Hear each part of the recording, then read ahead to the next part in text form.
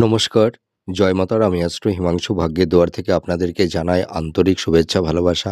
আজ আমি যে প্রেডিকশনটি করতে চলেছি, জাতকেরা হলে ডান হাতটিকে দেখুন আর জাতিকারা হলে বাঁ হাতটিকে দেখুন। যদি কোনো জাতক জাতিকাদের হাতের বৃহস্পতির ক্ষেত্রে যদি এই ধরনের মানে ২ এর অধিক যদি এই রকম আড়াআড়ি রেখা থাকে বা চতুর্ভুজ চিহ্ন থাকে, তাহলে সেটি অতীব শুভ এবং বৃহস্পতির স্থানটি যদি একটু উঁচু হয়। এর পাশাপাশি দেখুন, হাতের ভাগ্যরেখার সঙ্গে যদি এই ধরনের কেতুর স্থানে যদি এই রকমের একটা ত্রিভুজ চিহ্ন তৈরি হয়, তাহলে আর এই বৃহস্পতির ক্ষেত্রে যদি এই ধরনের রেখা থাকে, আবার অনেকের দেখা যায় যে হয়তো এই ধরনের আড়াআড়ি রেখা নেই কিন্তু চতুর্ভুজ চিহ্ন আছে। এই দুটি চিহ্নের মধ্যে যে কোনো একটি চিহ্ন থাকলেই হবে, কিন্তু ভাগ্যরেখার সঙ্গে একটা ট্রায়াঙ্গেল সাইন অর্থাৎ ত্রিভুজ চিহ্ন থাকতেই হবে। তা যদি এই ধরনের রেখা যদি কোনো জাতক জাতিকাদের হাতে থাকে, এরা ভীষণ ভাগ্যবান ভাগ্যবতী হয়ে থাকে। এরা প্রচুর অর্থ, ধন, সম্পদ এবং প্রচুর প্রপার্টির মালিক হয়ে থাকে।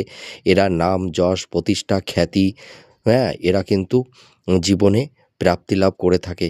তাছাড়া দেখা যায় এই সব জাতক জাতিকারা মানে মানে ভীষণ জ্ঞানী হয়, বুদ্ধিমান হয়।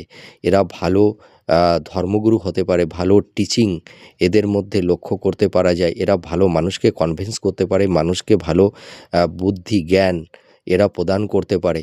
এরা শিক্ষাক্ষেত্রে খুব সাফল্যতা অর্জন করে এবং যদি এই সব জাতক জাতিকারা যদি বিজনেস করে বা ব্যবসা করে, বিশেষ করে যদি বৃহস্পতির ক্ষেত্রে এই ধরনের আড়াআড়ি রেখা থাকে বা চতুর্ভুজ চিহ্ন থাকে, তাহলে এই সব জাতক জাতিকারা যদি বিজনেস করে, তাহলে বিজনেসের ক্ষেত্রেও এরা খুব সাফল্যতা অর্জন করে থাকে। আপনারা মিলিয়ে দেখুন এই প্রেডিকশানটি কতটা ম্যাচ করছে।